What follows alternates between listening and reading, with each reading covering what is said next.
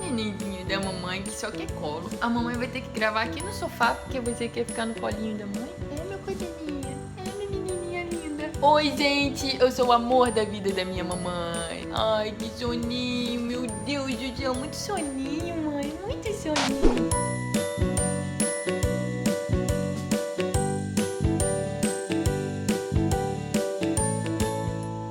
Eu tava aqui lembrando de uma história que eu li num artigo na internet quando eu tinha 22 anos, ou seja, tem 30 anos, quando eu tinha 22 anos, eu li esse artigo que me marcou muito, como uma coisa impressionante na minha vida. Era uma senhorinha que tava contando a vida financeira dela. E ela falou que quando ela fez 60 anos, ela chegou num colapso que ela não entendia porque que ela tinha passado a vida dela inteira trabalhando tanto e tava endividada, tava com problema financeiro, não tinha dinheiro pra fazer as coisas que ela queria, não dormia bem de noite por causa do dinheiro, por causa das finanças dela que estavam indo muito mal. E aí, quando ela fez 60 anos, que ela chegou nessa estafa, ela começou a estudar sobre finanças e começou a dar atenção pra isso. Então, a primeira coisa que ela falou assim, antes de eu dar continuidade a essa história que eu quero te contar, a primeira lição que eu quero te deixar é: comece a estudar finanças, comece a estudar sobre gestão financeira, sobre planejamento financeiro, sobre dinheiro, sobre juros, sobre investimento. Comece a estudar isso e aos poucos você vai entendendo como que funciona a estrutura financeira da vida de uma pessoa. E aí o que ela fez? Com 60 anos, ela tomou a decisão que ela ia fazer o planejamento financeiro da vida dela, olha só. E ela fez esse planejamento financeiro durante 22 anos, ou seja, dos 60 até os 82 anos, ela passou fazendo um bom planejamento financeiro. Essa senhorinha, ela viveu 96 anos. 96. Então, dos 82 até os 96,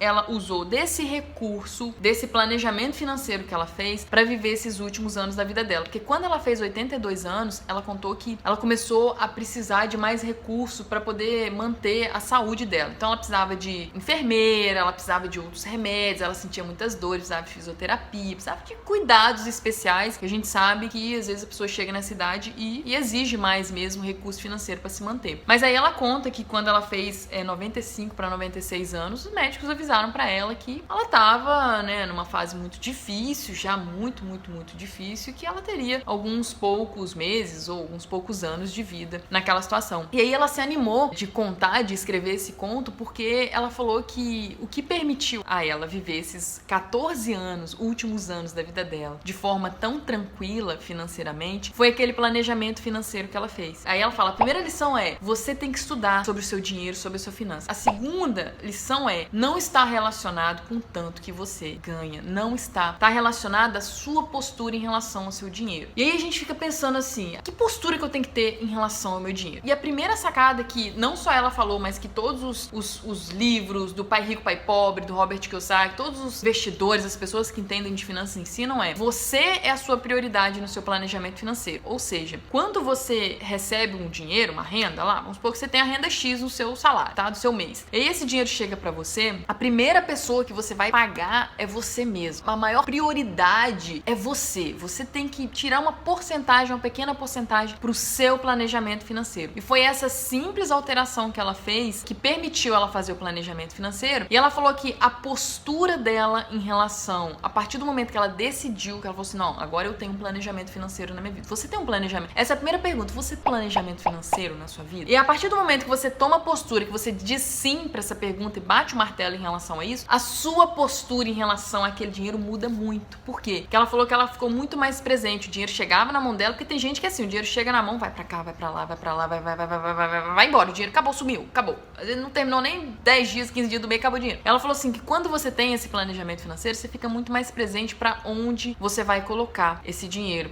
Você tem clareza sobre, agora tá indo aqui, é importante, agora tá indo aqui, é importante, agora tá indo aqui, é importante. Agora tá indo aqui, eu posso, será que limitar esse daqui? Eu posso abrir mão desse daqui pra fortalecer o meu planejamento? Posso. Aí você vai lá e fortalece. Então são esses insights de postura que permitiu ela viver dos 60 aos 82, tendo um planejamento financeiro, num período onde ela conta que ela levou esses 22 anos, não só pra construir o recurso pra ela, foi quando ela deu a prioridade pra ela, mas também liquidar as dívidas e resolver os problemas e não fazer mais dívidas, sair daquela bola de neve dos juros compostos das dívidas, e que principalmente ficou ficou aquele legado assim, que nunca é tarde pra gente começar. E principalmente ela falava assim, os jovens, a gente é jovem, às vezes a gente acha que vai receber um dinheiro, aí a gente pega aquele dinheiro e começa a fazer um monte de loucura e comprar um monte de coisa louca. E quando você vê, puf, o dinheiro acabou e você tá assim, nossa, cadê? Eu preciso de mais dinheiro, preciso de mais dinheiro, preciso de mais dinheiro. E outra coisa é uma coisa que eu sempre falo pras pessoas: para de falar que você tá em dificuldade financeira, para de falar isso pra você mesmo, para de falar, de repetir isso pras pessoas. Não fala isso, abomina isso, começa a atuar, a trabalhar de uma forma que você tá construindo um cenário financeiro saudável. E por último, que é uma coisa que eu levo muito pra mim, eu acho que a gente não tem que buscar